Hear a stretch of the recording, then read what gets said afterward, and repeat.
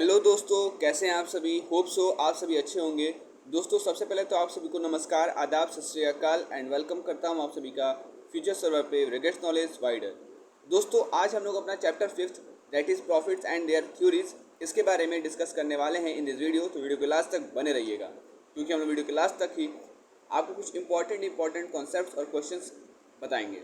साथ ही साथ दोस्तों, अगर आपने हमारे चैनल को अभी तक सब्सक्राइब नहीं किया है तो चैनल को सब्सक्राइब करके बेल आइकन को दबाएं, ताकि जो भी अपडेट्स हमारे चैनल पे आएँ कहीं आपसे मिस ना हो जाएं। और ये बात और दोस्तों कि अगर आपने हमारे टेलीग्राम चैनल को अभी तक ज्वाइन नहीं किया है तो टेलीग्राम चैनल को जरूर ज्वाइन कीजिए, क्योंकि वहीं पर मैं जितने भी लेक्चर्स करता हूँ उनका PDF नोट्स वहीं पर मैं अपलोड करता हूँ। तो टेलीग्राम चैनल जरूर ज्वाइन कीजिए। इस लेक्चर का भी PDF नोट मैं अपने टेलीग्राम चैनल पर ही डालने वाला हूँ। दोस्तों, अगर आपने इससे पहले की 4 वीडियोस यानी कि 4 चैप्टर्स अगर नहीं पढ़े हैं तो पहले उसको पढ़ के आइए और फिर इस चैप्टर पे जंप कीजिए। तो चलिए दोस्तों, बिना देर के वीडियो को स्टार्ट करते हैं। आज हम लोग पढ़ने वाले हैं chapter 5 that is profits and their theories. Profit क्या होता है? प्रॉफिट एक फाइनेंशियल गेन होता है जो कि हमें तब मिलता है जब रेवेन्यू जनरेट किया जाता है गुड्स और सर्विसेज को बेचने पर। और ये जो हम लोग रेवेन्यू जनरेट करते हैं, ये जब कॉस्ट से या एक्सपेंसेस से ज़्यादा हो जाता है in producing and delivering those goods and services, तो वही आपका प्रॉफिट कहलाता है। बेसिकली प्रॉफिट एक ऐसा फाइनेंशियल गेन होता है जो कि हमें तब मिलता है जब हम लोग गुड्स और सर्विसेज को बेचते हैं, तो जो उससे रेवेन्यू मिलता है और वो रेवेन्यू हमारे कॉस्ट से ज़्यादा होता है, तो वो कहलाता है आपका प्रॉफिट। ये दर्शाता है पॉजिटिव डिफरेंस, नेगेटिव डिफरेंस नहीं, सकारात्मक परिवर्तन दिखलाता है पैसे कमाए हुए में और पैसे खर्च किए हुए में सकारात्मक संबंध दिखाता है। प्रॉफिट एक तरह का मेज़र होता है एफिशिएंसी का, ग्रोथ का और सस्टेनेबिलिटी का for businesses and individual. It's is essential for business to make a profit to cover their cost. ये जरूरी होता है एक बिजनेस के लिए कि वो प्रॉफिट बनाए अपने कॉस्ट को कवर करने के लिए और दोबारा ग्रोथ में री इन्वेस्ट करने के लिए और रिटर्न प्रोवाइड करने के लिए उनको जिसने कि आपकी कंपनी में पैसे लगाए हैं, मतलब स्टेक होल्डर्स को। बात करते हैं प्रॉफिट के नेचर के बारे में। तो पहला नेचर तो यही है कि ये क्या है, अपने आप में एक तरह का मॉनेटरी गेन है। तो प्रॉफिट प्राथमिक तरीके से देखा जाए तो ये एक तरह का फाइनेंशियल गेन है जो कि हमें जहाँ की रेवेन्यू अर्न यानी कि जो रेवेन्यू कमाया गया रहता है वो ज़्यादा होता है इन कंपैरिजन टू कॉस्ट। ये जो सरप्लस है इससे हम लोग चाहें तो री इन्वेस्ट कर सकते हैं, डिस्ट्रीब्यूट कर सकते हैं स्टेक होल्डर्स को, या फिर इसका यूज़ हम लोग अपने ही ऑपरेशन को एक्सपेंड करने के लिए कर सकते हैं। दूसरा नेचर है इंसेंटिव। जो प्रॉफिट कमाने का जो प्रोस्पेक्ट है ये एक तरह का मोटिवेटर का काम करता है। मतलब अगर प्रॉफिट होता है बिजनेस को तो बिजनेस क्या करेगी, बिजनेस और मोटिवेट होगी और अच्छे से काम करेगी। जैसे कि आप हमारे इस वीडियो को अगर लाइक करोगे तो मैं और मोटिवेट होऊंगा और आपके लिए वीडियोस बनाऊंगा, मोटिवेशन मिलेगा तो और मैं अच्छे अच्छे टॉपिक्स पे आपके लिए वीडियो बनाऊंगा, साथ ही साथ इंपॉर्टेंट क्वेश्चंस पे भी वीडियोस बनाऊंगा। तो दोस्तों, अगर वीडियो अच्छी लगी तो वीडियो को जरूर लाइक कीजिएगा। आगे बढ़ते हैं। तो प्रोस्पेक्ट जो होता है प्रॉफिट को कमाने का, अर्न करने का, वो एक तरह का मोटिवेटर का काम करता है इंडिविजुअल्स के लिए और बिजनेस के लिए to engage in economic activity, take risk and innovate. Profit एक तरह का रिवॉर्ड होता है सक्सेसफुल इंडेवर के लिए। जो सक्सेसफुल इंडेवर्स होते हैं, सक्सेसफुल बिजनेस होते हैं, उनके लिए एक तरह का रिवॉर्ड होता है, या रिस्क लेने के बदले में रिवॉर्ड। तो अगला टॉपिक है रिस्क एंड अनसर्टिनिटी, अगला नेचर। प्रॉफिट को अचीव करना, ये आमतौर पर प्रॉफिट को अचीव करने में बहुत सारे रिस्क होते हैं। बिजनेस और इंडिविजुअल्स ये अनसर्टिनिटी फेस करते हैं मार्केट कंडीशन में, कंपटीशन फेस करते हैं और अदर फैक्टर्स जो कि उनके एबिलिटी, प्रॉफिट को जनरेट करने की एबिलिटी को अफेक्ट करता है, उन सारी चीज़ों को वो फेस करते हैं। कौन? बिजनेस और individuals. Competition, the pursue of profit drives healthy competition in market. Profit की चाहत या प्रॉफिट का जो लालच है ये आमतौर से मार्केट में हेल्दी कंपटीशन लाता है। Businesses strive to offer better product and services at competitive price. Businesses जो हैं ये हमेशा प्रयास करती हैं कि यह बेहतर प्रोडक्ट दें अच्छे कीमत पर, जिससे कि अधिक से अधिक ग्राहक आएँ और उनका मार्केट शेयर बढ़े। इकोनॉमिक इंडिकेटर, प्रॉफिटेबिलिटी एक तरह का की इंडिकेटर होता है हेल्थ और विएबिलिटी ऑफ अ बिजनेस के लिए। Consistent profit indicate operational efficiency. अगर आपके बिजनेस को लगातार प्रॉफिट होते जाता है इसका मतलब कि आपका ऑपरेशनल एफिशिएंसी बेहतर है, सस्टेनेबिलिटी बेहतर है। जबकि लॉसेस जो हैं वो आपकी इनएफिशिएंसी को इंडिकेट करता है। Long term sustainability, sustainable profit are crucial for long term survival of business. Business के लंबे समय तक चलने के लिए सस्टेनेबल प्रॉफिट की ज़रूरत है। ये अलाउ करता है investment in research development, infrastructure and employ development, और साथ ही साथ ग्रोथ को और फास्ट करता है, एडाप्टेशन को और फास्ट करता है। Social impact, profitable business contribute to economic growth. अगर बिजनेस प्रॉफिटेबल है तो ये इकोनॉमिक ग्रोथ में कंट्रीब्यूट करेगा, जॉब ज़्यादा से ज़्यादा क्रिएट करेगा और जो समाज है उसका ओवरऑल वेल बीइंग करेगा।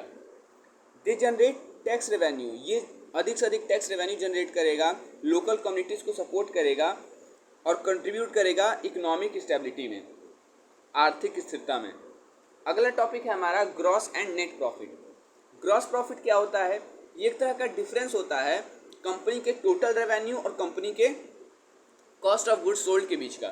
कॉस्ट ऑफ गुड्स सोल्ड में आपका डायरेक्ट कॉस्ट आ जाता है जो कि गुड्स को प्रोड्यूस और परचेज करने से जुड़ा होता है, जो कि कंपनी बेच रही है। Gross profit doesn't take into account other operating expenses.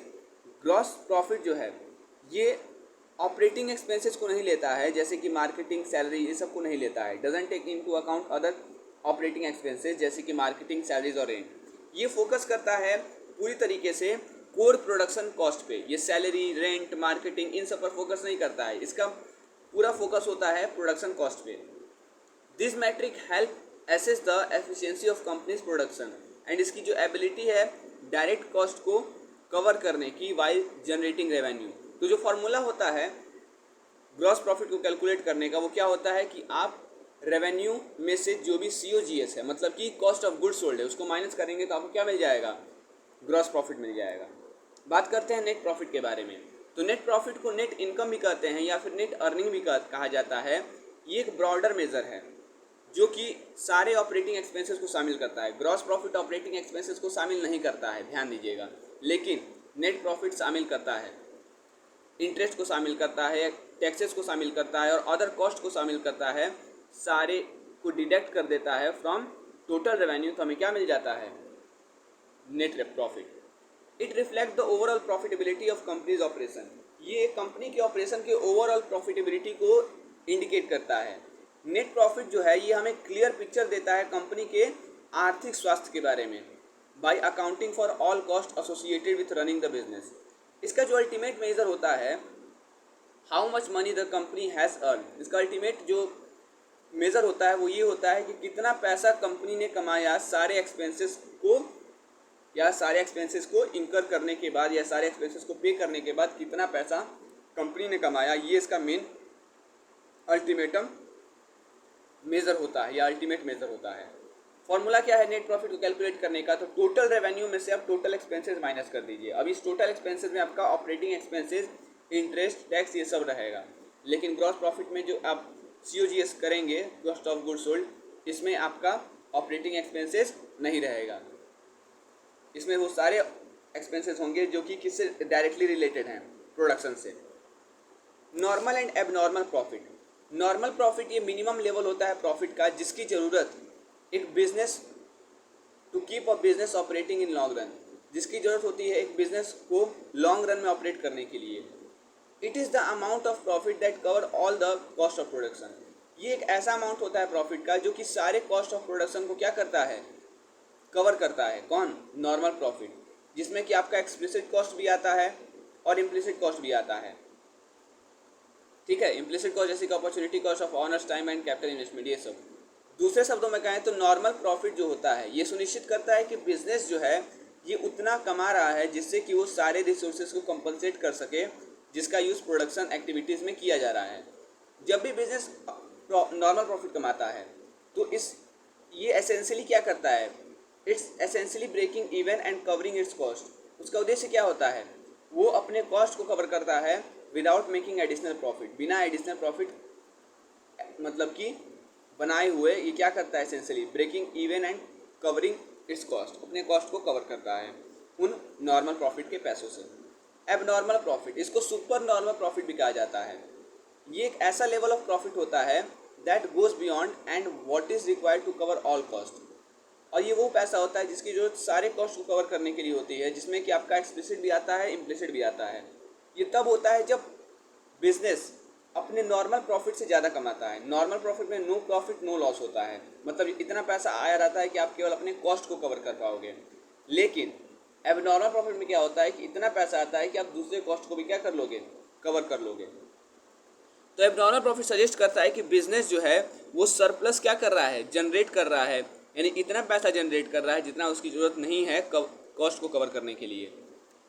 It often indicate a competitive advantage, ये आमतौर से या यूँ कहें तो ये प्रायः कॉम्पिटिटिव एडवांटेज को दर्शाता है, इनोवेशन को दर्शाता है और मार्केट की कंडीशन को दर्शाता है, जो कि कंपनी को अलाउ करता है कि वो क्या करे, प्राइसेस चार्ज करे उसके प्रोडक्शन कॉस्ट के ऊपर। Accounting and economic profit, accounting profit क्या होता है? अकाउंटिंग प्रॉफिट कैलकुलेट किया जाता है ट्रेडिशनल अकाउंटिंग मेथड का यूज़ करके।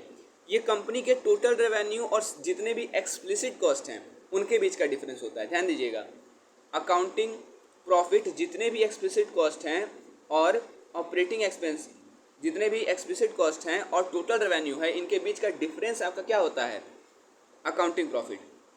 अब इस एक्सप्लिसिट कॉस्ट में आपका ऑपरेटिंग एक्सपेंसेस और कॉस्ट ऑफ गुड्स सोल्ड दोनों आता है। दूसरे शब्दों में कहें तो अकाउंटिंग प्रॉफिट केवल एक्चुअल कैश आउटफ्लो के बारे में बात करता है, एक्चुअल कैश इनफ्लो के बारे में बात करता है, जो कि कंपनी के फाइनेंशियल स्टेटमेंट में रिकॉर्ड होते हैं। ये it doesn't take into account implicit cost, ये इम्प्लिसिट कॉस्ट को शामिल नहीं करता है, जैसे कि opportunity cost of owner's time and capital. Formula क्या है इसका? तो आप टोटल रेवेन्यू में से एक्सप्लिसिट कॉस्ट माइनस कर दीजिए, आपको अकाउंटिंग कॉस्ट, अकाउंटिंग प्रॉफिट मिल जाएगा। अब बात करते हैं इकोनॉमिक प्रॉफिट के बारे में। ये दोनों को लेता है, ऐसा मत सोचिए कि ये इम्प्लिसिट कॉस्ट को ही लेता है, नहीं, ये एक्सप्लिसिट कॉस्ट को भी लेता है, इम्प्लिसिट कॉस्ट को भी लेता है। Providing a more comprehensive view, ये एक बहुत बड़ा व्यू देता है कंपनी के प्रॉफिटेबिलिटी का।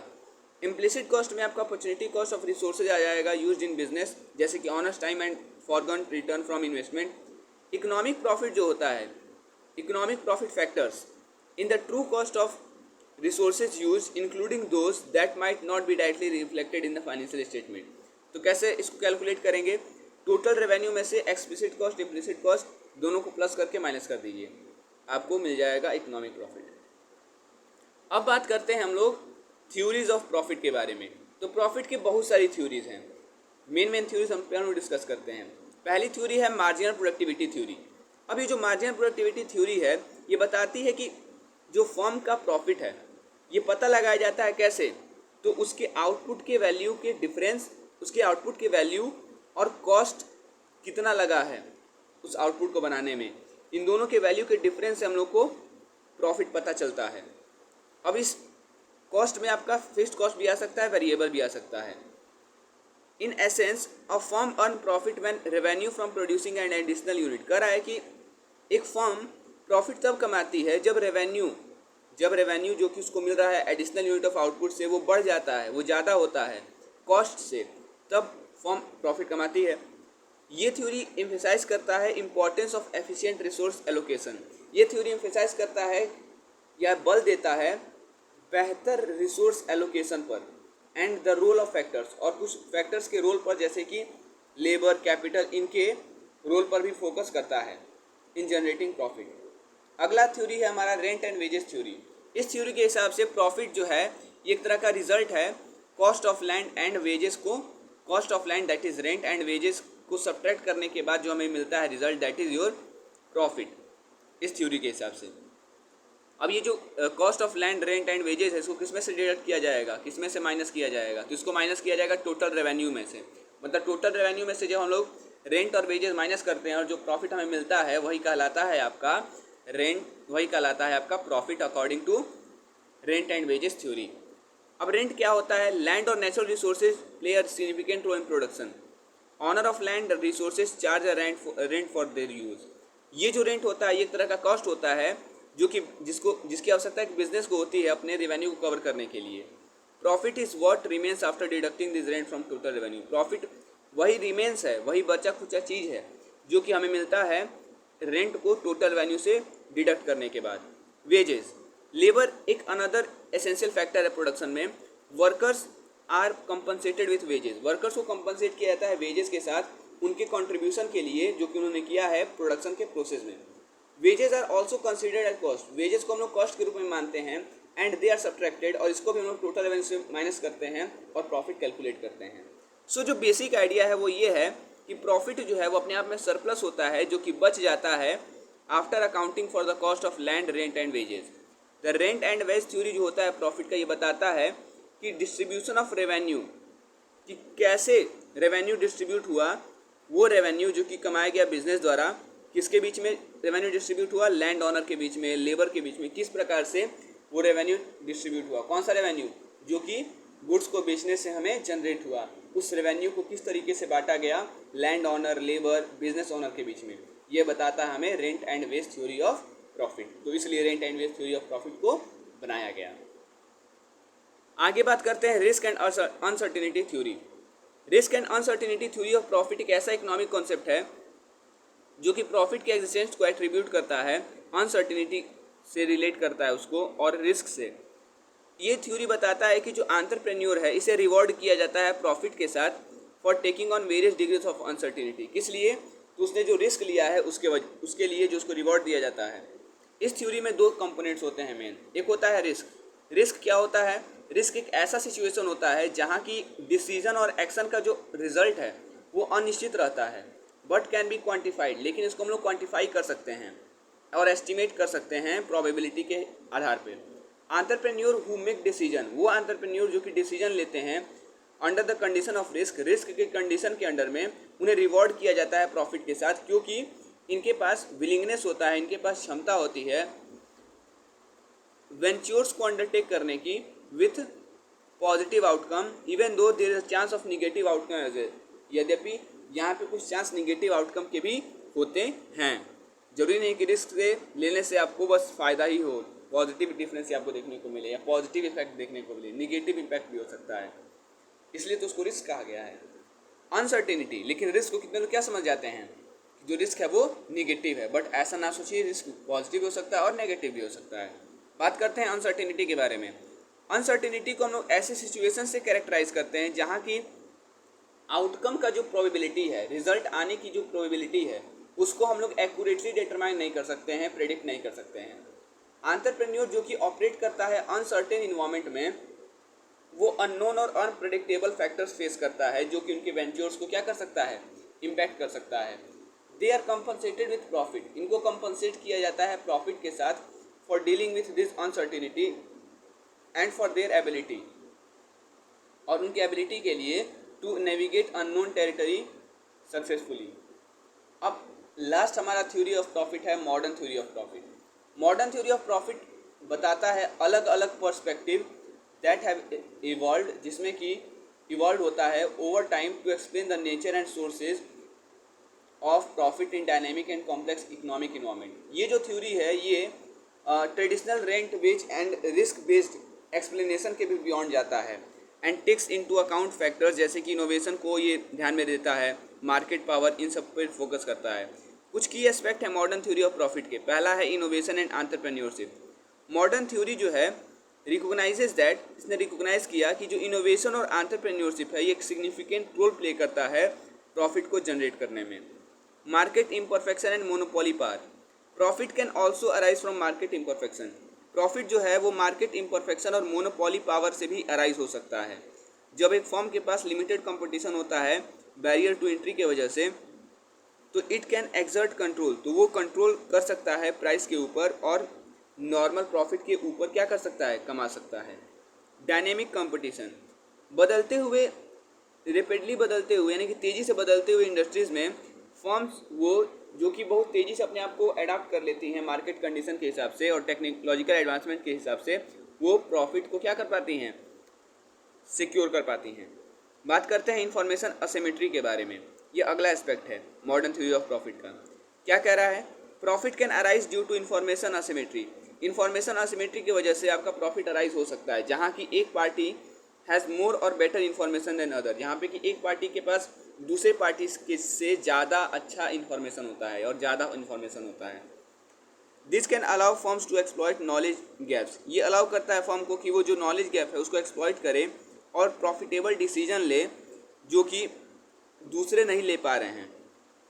Economies of scale and scope, वो फर्म जो कि इकोनॉमीज ऑफ स्केल क्या करती है, अचीव करती है, मतलब lower production cost as output increases, और इकोनॉमीज ऑफ स्कोप मतलब cost saving by producing a variety of product, वो प्रॉफिट जनरेट कर सकती है फर्म। कैसे? तो by operating more efficiently operate करके अपने कॉम्पिटिटर्स के कंपैरिजन में। नेटवर्क इफेक्ट, इंडस्ट्रीज में या वो ऐसे इंडस्ट्रीज जिनके साथ नेटवर्क इफेक्ट होता है, वहाँ पे जो वैल्यू होता है प्रोडक्ट और सर्विस का, वो बढ़ते चला जाता है जैसे जैसे अधिक से अधिक लोग उसका यूज़ करते हैं। Firms that establish dominant network, वो फर्म जो कि डोमिनेंट नेटवर्क इस्टेब्लिश करता है, वो प्रॉफिट कमा सकते हैं अपने यूज़र बेस को एक्सपेंड करके। Resource allocation, profit can result from efficient resource allocation, profit हम एफिशिएंट रिसोर्स एलोकेशन से भी कमा सकते हैं, जहाँ की फर्म अपने रिसोर्सेज को मतलब कैपिटल, लेबर और टेक्नोलॉजी को इस तरीके से क्या करता है, एलोकेट करता है कि वो उनके रिटर्न्स को क्या कर देंगे, मैक्सिमाइज कर देंगे। तो ये लास्ट एस्पेक्ट था मॉडर्न थ्योरी ऑफ प्रॉफिट का। तो हम लोगों ने पहला एस्पेक्ट पढ़ा मॉडर्न थ्योरी ऑफ प्रॉफिट का, इनोवेशन एंड एंटरप्रेन्योरशिप। फिर पढ़ा हम लोग ने market information imperfection and monopoly power.